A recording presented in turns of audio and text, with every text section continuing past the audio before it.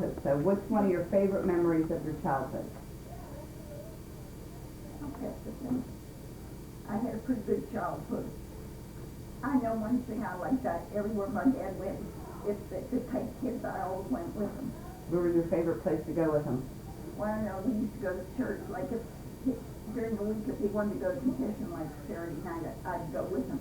This one time the first time he took me, he set me up by the confessional, and I didn't know where he went. He said he's going in the back, he'll pick me up when he's down there. I said, all right. So when we come out, I said to him, how come you went to the bathroom? I saw him, he come down and went to confession.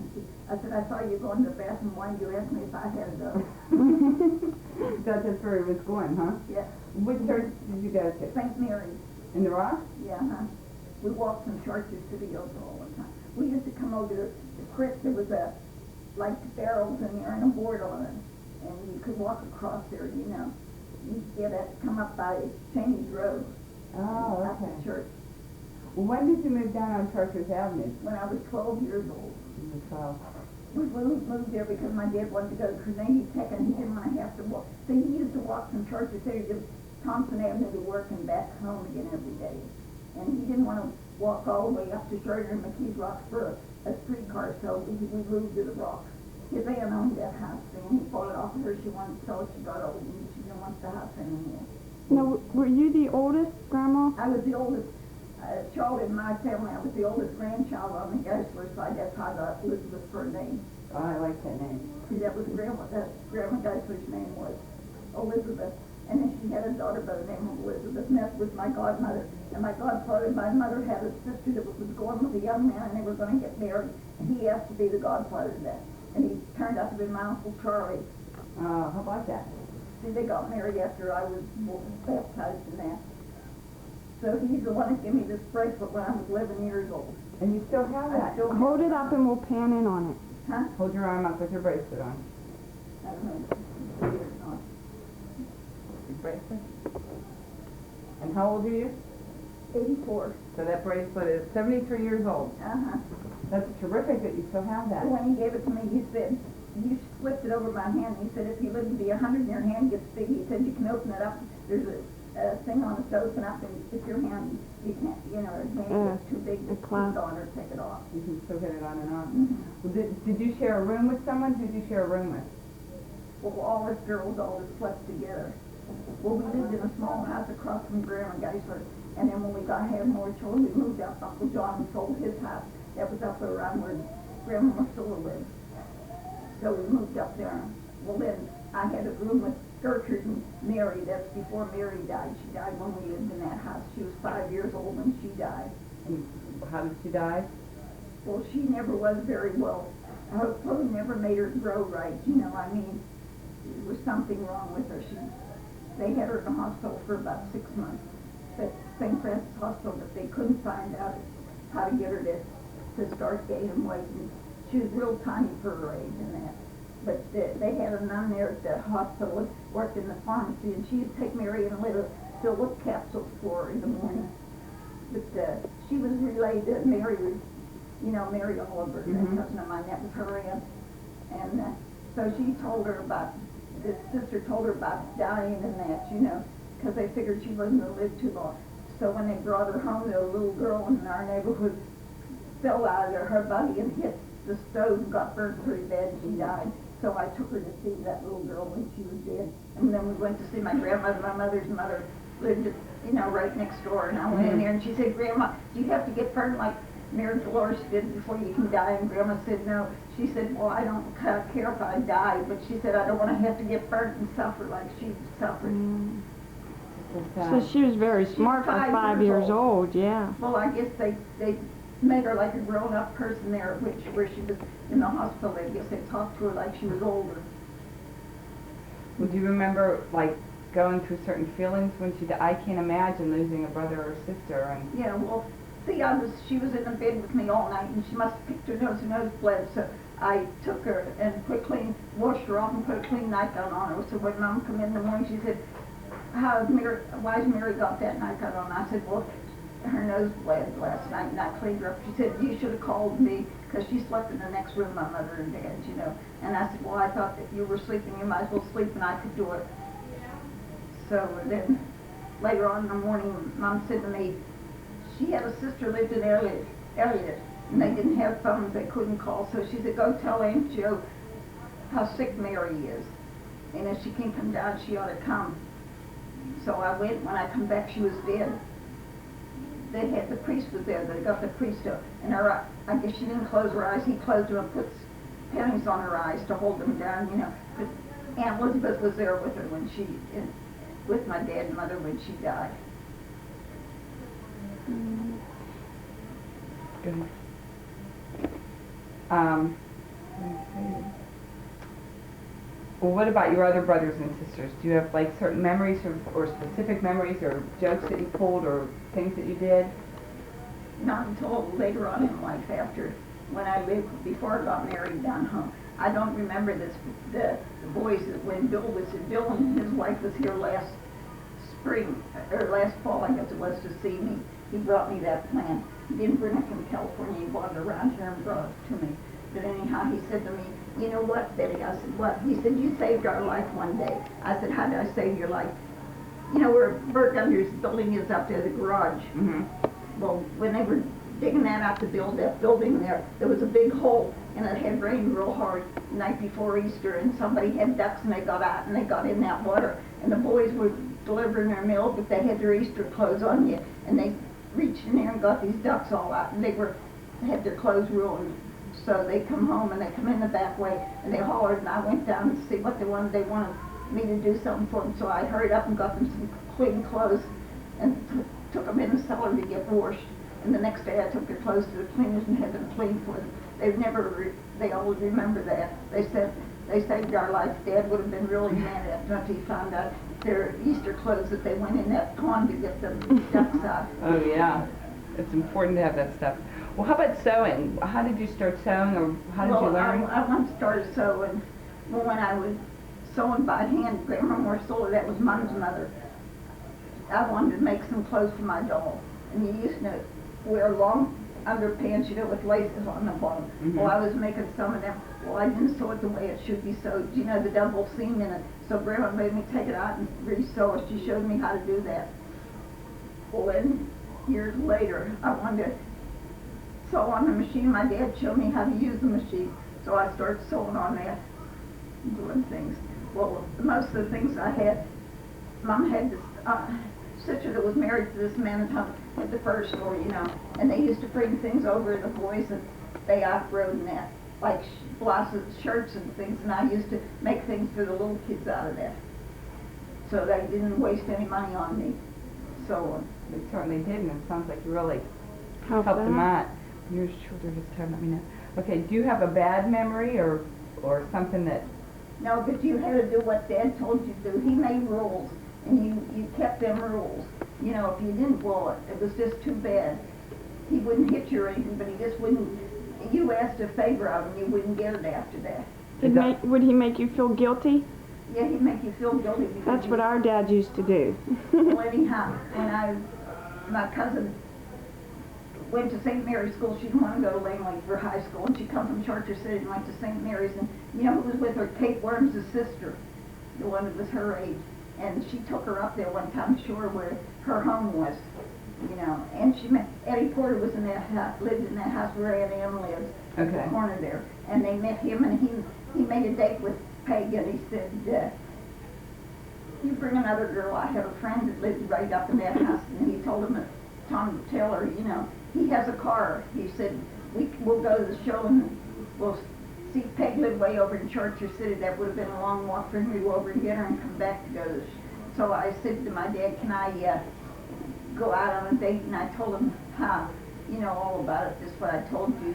Well, he said, I'll tell you tomorrow. So he came home from work on noon that day, and he said, you can go out on that date, be home at 11 o'clock. I said, how come it's so fast? And he said, I asked Mrs. Householder if she knew Thomas Taylor, and she said, yeah, that's her cousin's son. So that made it all right. So it was a blind date. It was a blind date. Oh. Did you like him right away, or what did you think of him when you first saw him? Well, then we made another date, and I told him I had a sister, and he said he had a brother, John. So he brought John, and Gertrude went along with us to the movies that night, that Saturday night then. It was a Tuesday night. I went with Peg and Ed. Do you remember what you saw at the movie? No, I No. can't remember what it was. But we went to many movies after that he liked the shows.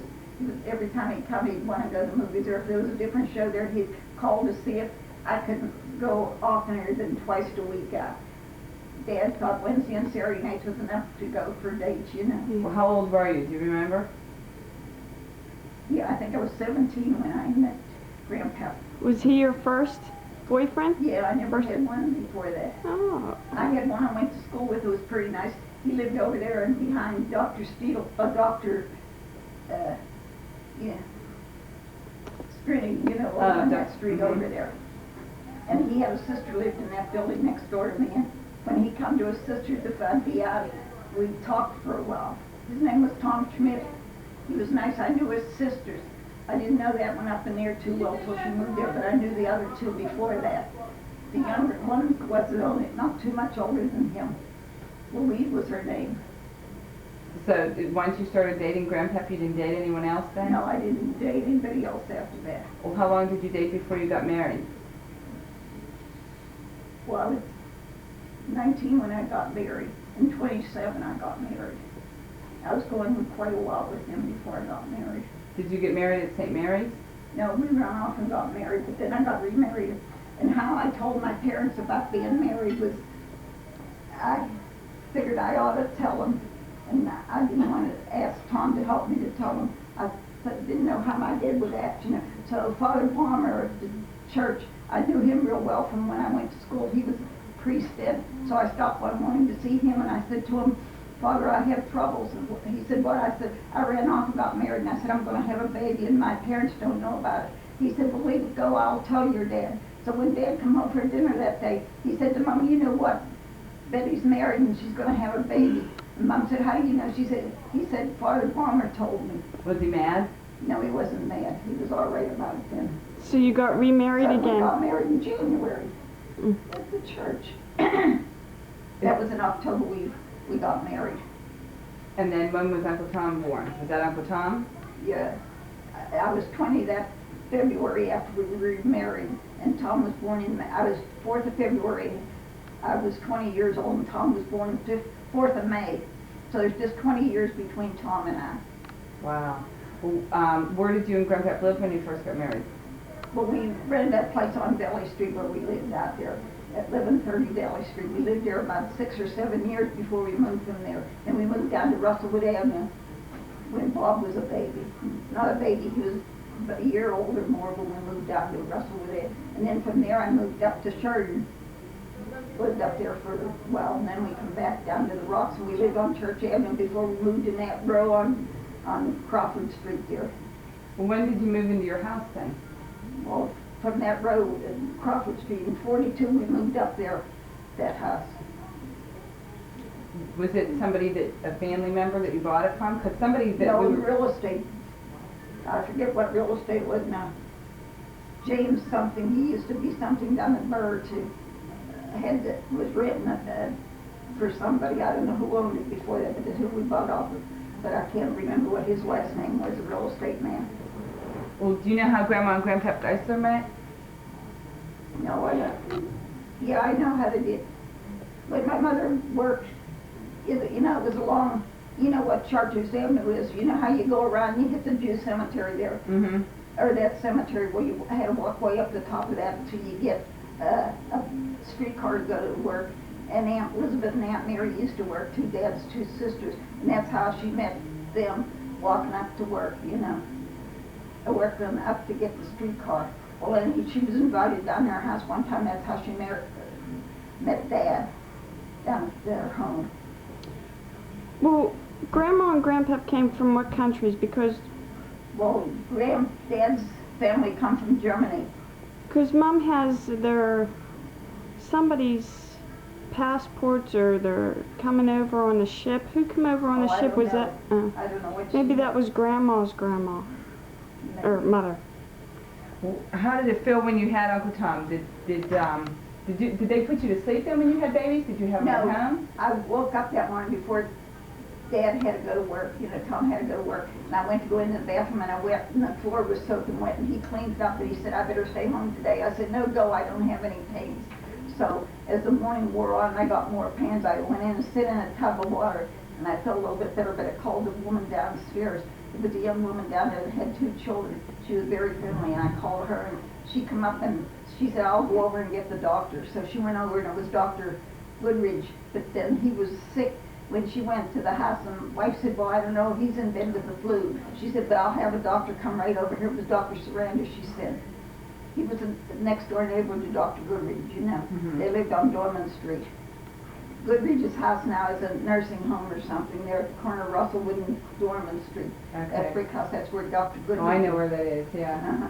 Well, Dr. Swain lived in one of them little houses next to, I think one of Taylor's boys lived there at one time, Johnny Taylor lived in one of them houses, them little houses there, next to Dr. Goodridge's home. Well, did Grandpap get home before you had Uncle No, I Tom? had the baby, and then she went up the street and called my mother, and told her my mother come out then. And I had waited till Dad got home from work and then we told him about it. Then he went out and told his family. Walked up, you know, there's a hill where the ball field was. That was just a hill going up there and an empty field up there, and that's the way he used to cut up to get up to his parents' home. Mm-hmm. Do you want to stop for a second and I'll do? So when the doctor come one day, and it was Dr. Goodridge, he felt better and he come, and he said, what are you going to name the baby? I said, Thomas Edward. That was Grandpap's name, see. So then when Lorraine was born, he wanted her Elizabeth and I wanted her Lorraine, so we called her both names. But then his dad was saying little Betty and Big Betty, you know. And I said, Betty isn't her name, or Elizabeth. I said, her name's Lorraine. So from then on, everybody called her Lorraine. So from the time she was a baby, she was Yeah, called for Lorraine. about a year old or so. Hmm. So she's always been Lorraine. And then when Pat come, I said to him, now that there's another girl, you name her whatever name you want. He said, Patricia. I said, where'd you get that? He said, see, in the meantime, before she was born, his aunt and one of his cousins came from Canada, and they saw I was pregnant, and the fellow said to the cousin of his, he said, if the baby's a boy, will you name him after me? I said, okay, what's your name? He said, Robert. So that's how Bob got his name. Yeah. Okay, how about Uncle Bill and Uncle Dick? How'd they get their names? Well, Bill's is William Joseph. I wanted a name that would be good for little babies. William Billy, you call him, you know. And Joseph was my dad's name, so I gave him that. And then when I had Dick, I was planning on a girl, and I was going to call her Joanne and then call her Gertrude for a second name, for Gertrude, like my sister. But then when it was a boy, I don't know, all of a sudden Richard hit my mouth, and I called him Richard Lee because a woman in the next bed, her husband worked with Grandpap down at Lockhart's, and she had a baby twin. She called him Leo, and I thought, well, Lee would be a nice name. But my dad always made fun of that name. He said that wasn't a saint's name. Oh, I like that name I though. do too. I never knew that was Uncle Dick's middle name. Uh-huh. I want to ask you about your wedding day. When you got married in the church, did you wear a special dress, or did... No, I had a real pretty gray dress, light gray, you know, and had, you know what smocking is like. It was like a yoke, and then it was like embroidered smocking in the front. It was real nice. It was a pretty dress. Did you have a hat on to match it?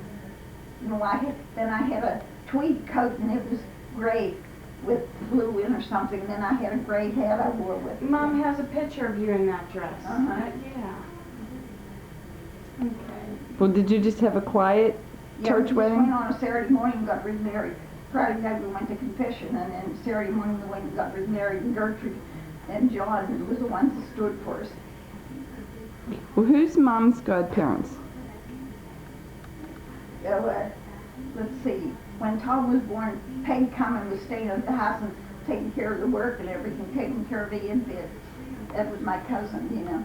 Well, her and John Taylor were the godparents. And then when it come time for Lorraine, Gertrude and Frances Taylor, I think, was Lorraine's godparents. I know my sister Gertrude was, but I think Frances was one. And then when Pat come along, then there was Helen and my brother Joe stood for Pat. When Bill was born, and there was Alice Taylor, one of the younger girls.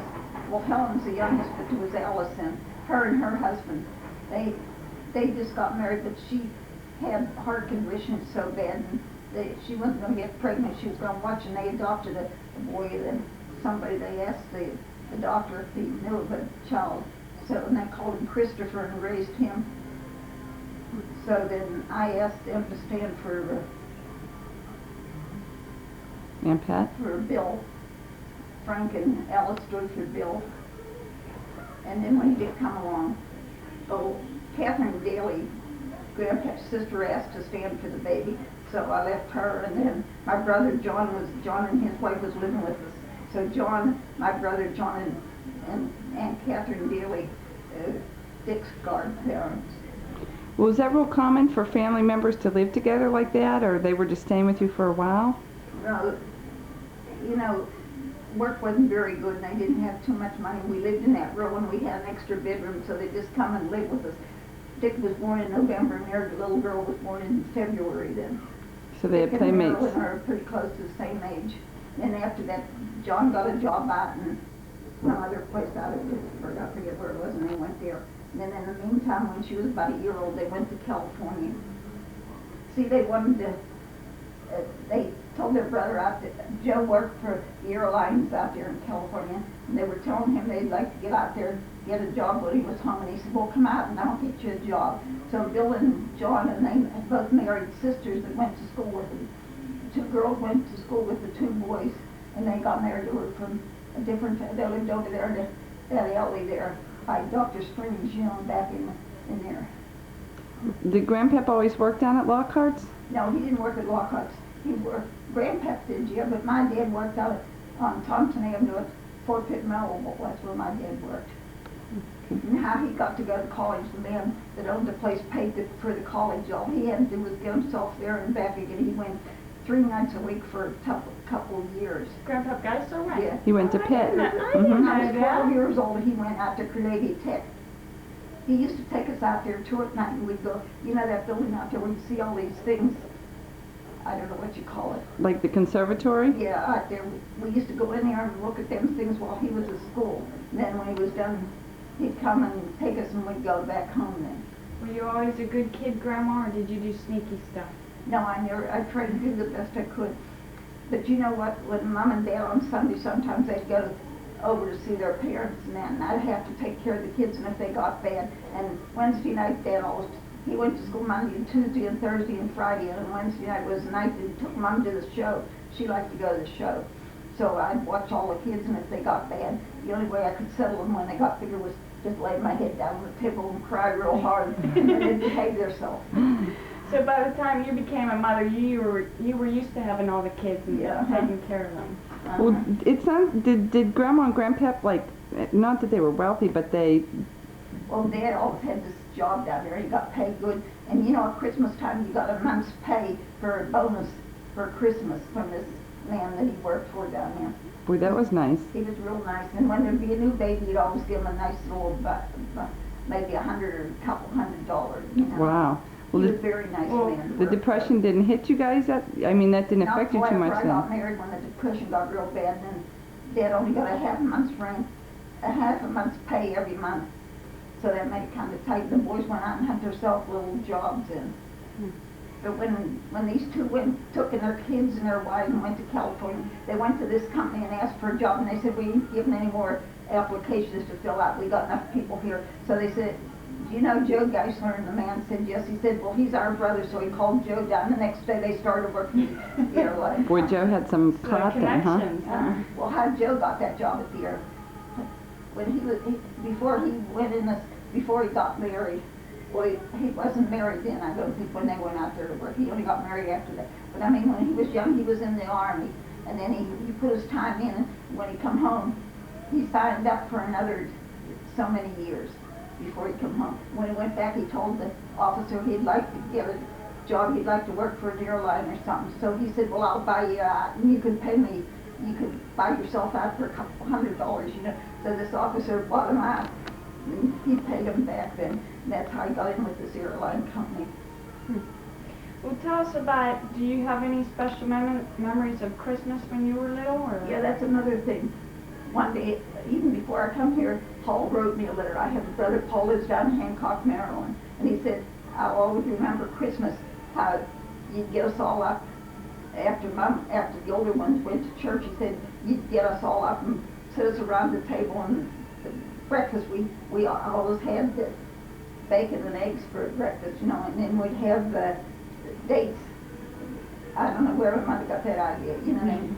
Yeah, the fruit date. Fruit dates had them on the table. And he said, I always remember that. Then afterward, you'd march us upstairs to the living room, you know, the room in the front where the piano was, and Grandpa would play the piano, and they'd march in. The littler ones went first, and the bigger ones had to wait to get in. He said, then there was something for everybody on piles of stuff. He said, you got that all ready for us. He said, I'll always remember that. So the organization in our family comes from you, because my mother's very organized, and I tend to be that way too, so that comes from you. You're always organized. Do you remember any special Christmas presents that stick out in your mind that you got? Well, I remember then that when we decided that we wanted to get married, before we got married, I got my ring for Christmas, and that was a Christmas.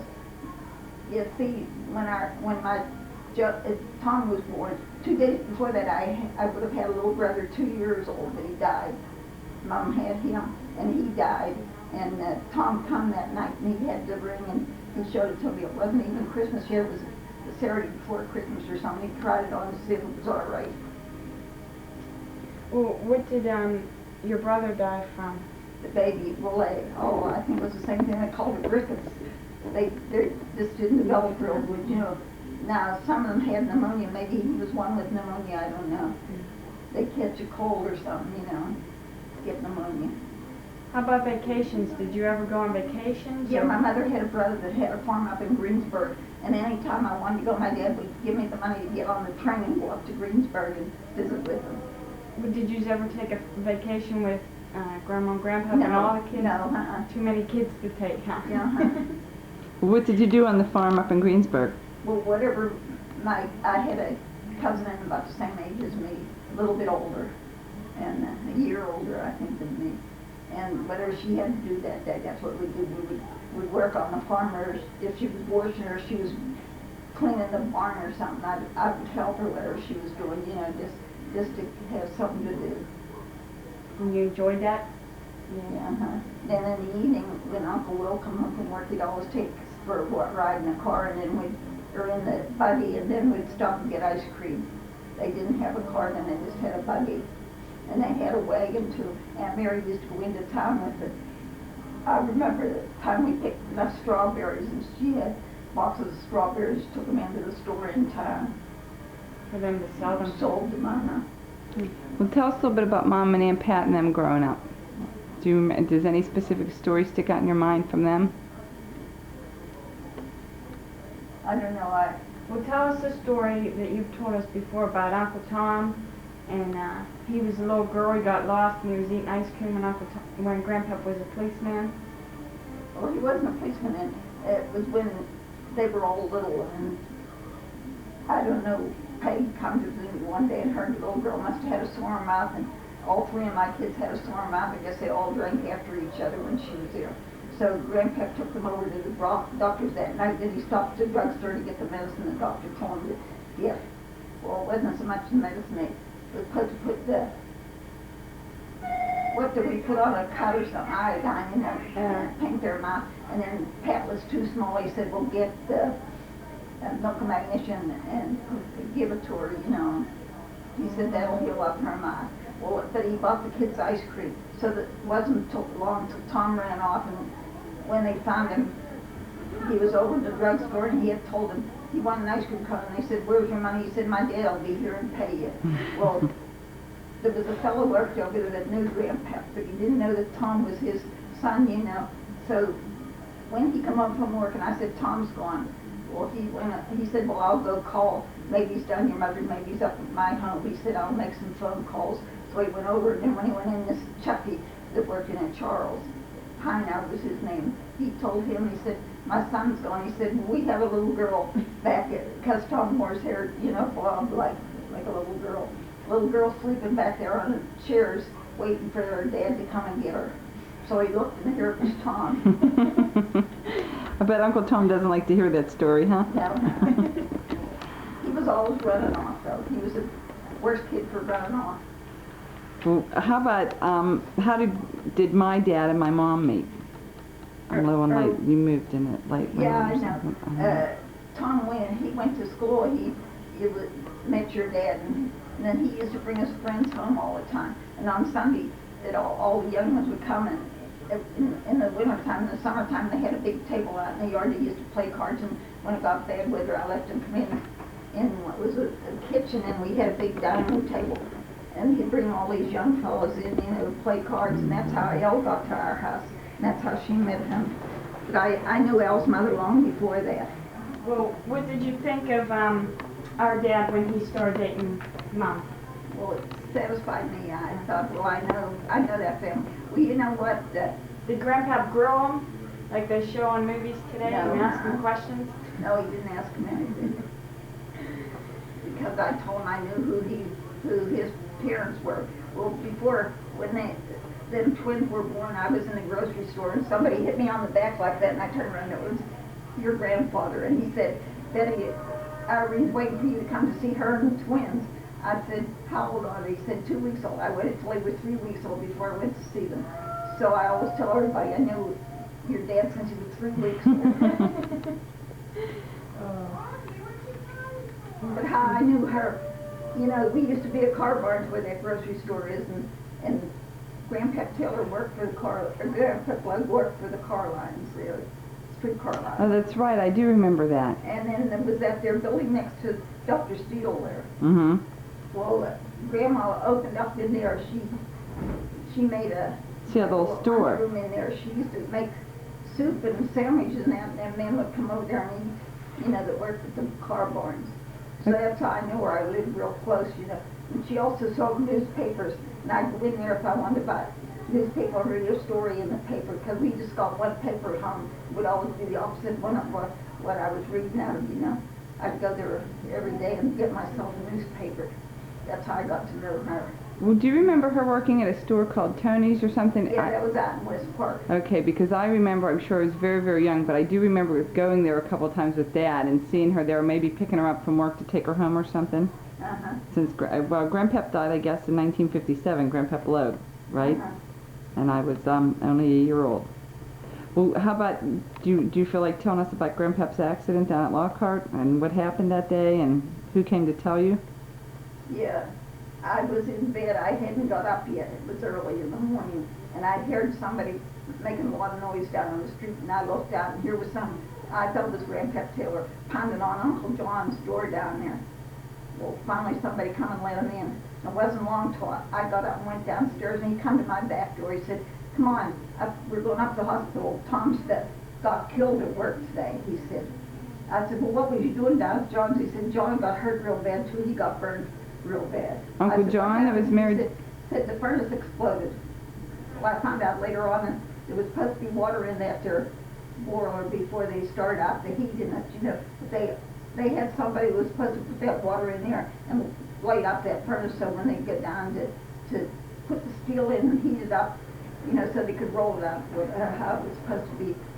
Well, this guy forgot to put the water in. Well, when he come to his senses, he didn't put it in. He put the hose in and put cold water in and it exploded. And Tom and John were right there in front of the furnace when it happened. Well, John got there was a whole, I don't know why they had the gutter dug there, but it knocked John Taylor down in there and knocked it and covered over it and pinned him down in there. So he told me he was down in there burning, but I don't know if he was burning or if it was just a feeling in his skin from that hot water. And that's what burned Grandpa so bad, his face. And he had a heavy shirt on, but he was burned across his chest and his arms and that from it. Well, then we were going out. See, Helen was driving Grandpa's car, taking us, and it was Ann Ellis, and I don't know who else, if there was any of her kids with her. But anyhow, she's in the back crying. If John dies, I want to die too. I turned around and said to her, I wouldn't remember, but the kids told me afterwards, I said to her, Alice, if you shut up and pray a little bit, it might be better than in there talking about dying. And Uncle John didn't, right? That's Uncle John that lived down the bottom on State Street with Aunt Alice? Is that who that Yeah. was? And that's, well, what happened? Grandpap's leg had gangrene or something, or? Yeah, he broke his leg real bad and it wouldn't heal, so they took it off below the knee, then they had to take it off above the knee. Got real worse again. So they took it off. You know, every time you get something cut off like that, you can't just throw them away, you have to bury them. Well, when they cut the first off, they told me, get the undertaker to take that out and bury it. Well, I didn't know what to do, so I went down to McDermott and I told him what happened. And he said, well, if your father-in-law let us, we'll open up the mother's grave and put it in there. So I went home and asked Grandpa Teller, and he called them on the phone and told them to go ahead.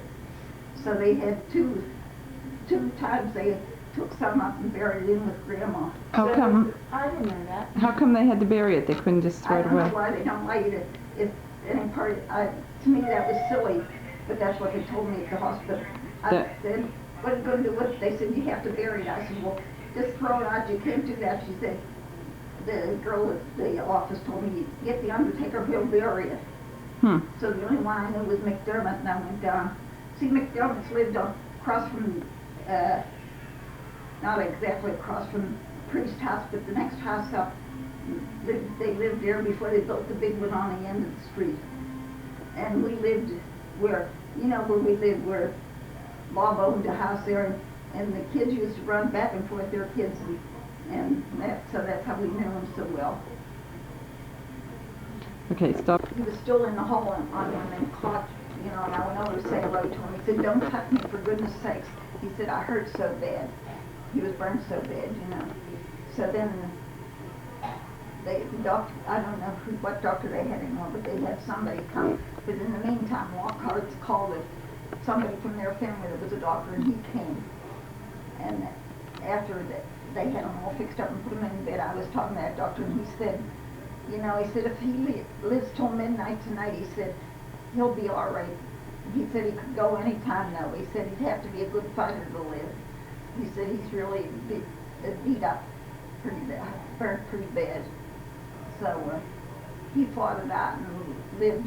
Well, and it was the middle of September when they let him come home from the hospital. Now, wait, what was the date again that this happened? May. May 21st, 1947. Okay. And it was the middle of September that same year when he got out of the hospital and come home. But then he had to go and get an artificial leg and learn to walk on that. But he done pretty good. Do you think your prayers and your faith helped you get through I think that? so too, But you know where the hospital used to be up on where the church is now, up there, and that was a long walk every day up there and back again to see him. I went every day that he was in the hospital. Well, did someone come and watch the kids, or the girls were your kids were My old girls enough were then? old enough to watch the kids. Well, in the meantime, right before that, Lorraine started work at the hospital. But then when he got so bad she didn't work, she just went to school and come home and helped have to take care of the kids. And I would cook the meal in the morning before I'd leave. I'd leave about 10:30 and get up there before noon, before it was time for him to eat. And then all she had to do was warm the meal and feed the kids. And Grandpa used to come up real often, and he would bring like pork chops or something, and the nurse, see, he had private nurses. They were real good to him, Lockhart's, where they didn't make any difference what the money was that was spent for it. You know, he had private nurses, and this one used to cook. She told me one time, if you bring some meat or something, I'll cook you dinner, and he don't have to eat the dinner they have here. I'll cook you a dinner. So she'd get the potatoes and the vegetables and whatever we had for dessert she'd get from the hospital, but we always brought meat. Grandpa would bring either pork chops or steak or something up, you know. And then she would cook the meal for us, and I had dinner with him every day up there. Oh, that was nice. And then one time he come just to see one day to see us, and he had Dick with him, and he had the oldest clothes on I ever saw. His seat was out of his pants, and he was so dirty. I was so ashamed. What is it about men that they don't care what the kids look like, but the women do? Well, was Grandpa then in the new hospital? Because I know my mom. He was in the new hospital after it was built, Jeff, and they said he had to go back to the hospital. He had to have his knee operated on. The one good knee that he had to be operated on. My mom has the pamphlet of when the new hospital was built, and Grandpa is on the front with. Well, he was still The in the nurse? old when they took him up there and took him pictures when they were starting to build that one. Okay. Okay, tell us about, did you have a best friend in school? girlfriend, you mean? Mm-hmm. Yeah, we had girlfriend, but my mom never didn't like you to bring anybody around the house. She said, because you never know whether the house is gonna be all cleaned up or not when they come, she said. So we didn't bother her much. I had a girl live next door. I'd go to her house and she'd come over to my house or something like that, you know. But I mean, Mom didn't mind that so much because they just lived close. She didn't want too many brought from school. Well, how come you never learned how to drive? I didn't want to learn. When the kids were all little and Grandpa wanted me to learn, I said, I don't want to drive a car. I'm scared to death of them. I said, the kids are grown up, they'll drive me around. Do you ever regret not driving? No, huh? Too many crazies out there, huh? Yeah, huh? Did you have family traditions like for Christmas or holidays or certain things that you did with your kids? growing Yeah, I up? try to do the same thing as we had at home, you know. And when I liked the way we were brought up, the food day, for the main meal, we always had meat and potatoes and gravy and a vegetable and some kind of fruit for dessert, and that's how I raised my kids. We didn't have, but my dad used to put the stuff on your plate and you ate it whether you liked it or not, the vegetables. But I didn't do that with my kids. I let them eat what they wanted to eat, what they didn't like, they didn't have to eat. Well, how did you get to be a picky eater then? I don't know, when I made up my mind after I was cooking for myself, I'd just eat what I liked to eat. It wasn't that I didn't cook it for somebody else, I'd cook it for them, but because Grandpa would eat anything, you know. And sometimes the boys, especially Bob, he would eat anything that you put on the table. He wasn't particular about anything. Was Grandpa Taylor, your husband, Tom, was he ever in the service? No, when the war was so bad, they were drafting him. We were afraid he was going to be drafted, but he never was. One time he was called out to take, they gave him tests and that. Also, you know, Fred Taylor, Fritz, he had a brother named Tom too, and he was called at the same time that Grandpa was, and they went in together, but as soon as they examined young Tom, they said to him, we don't want you, you got a bad heart. Well, it wasn't long after he died. He took a heart attack and died. They operated on him, but it didn't do any good. He had that from the time he was born. He was all the puny looking little fellow. Well, how did you and Grandpa feel whenever you find out Mom and Dad got married? Because she ran away and got married too, didn't she? Yeah. Well, I knew she was, but I didn't tell him. I was afraid he'd stop it. So, well, Because he thought she was too young, or he wouldn't want her to run away and get married, I thought. But anyway, I knew she was going, but I didn't tell him. I let on, I didn't know anything about it. But I told her when she was leaving, getting ready to go that day, I said to her, now, send us a telegram and tell us about it. So I have, because it's going to be a Saturday the next day after she went on a flight on Friday night, and then Grandpa would be hunting, and when he come back, I figured that'd be an easy way to tell him. So she sent us a telegram that they got married. was he mad? No, huh? Well, night before, see, she used to go to work a lot of times in the evening and work late. Well, he took her over to work. He didn't know he was taking it, where he was taking it. That's where she went, and from there, I don't know how she went to get her plane, and somebody from work must have took her. I don't know. Well, I know they needed papers signed, something, but I told her I couldn't sign for her, so she went up and I think Dolores signed my name to the papers. But I never told Grandpa that I know that she went to get married, or so he was real nice about it. Well, in the next year, Pat got married, and I said to him, "Can Lorraine and they all come home for the wedding?" He says, "Sure, what would keep them from coming?" I said, "I don't know. I invited them, but I guess they didn't have the money to come. Or Al couldn't come, and Lorraine didn't want to come without him." So Pat didn't have anybody to be a bridesmaid for her, so she was working with some girl at the Bell Telephone Company, and she asked her, "You know who it happened to be?" I forget. McEwen. McEwen, And then you went to school with the McEwen girls. Yeah, they they were her were- nieces, that Mary Margaret's nieces went to school with you. Yeah, they were a little younger than me. Yeah, she told me she graduated a year. I said, "Did you graduate with Pat or Kim and Tom, Pat?" And she said, "No." A year later, she said, than they did. Mhm. Well, how did it feel to become a grandmother for the first time? Well, I was happy. And see, I raised that child the first year, Tom. How it happened, Al was called back in the Army again. He was called in the Army. He used to be in the Navy, and then when his time was up, he'd come up and he didn't sign to go back in again if there was a war, you know. Mhm.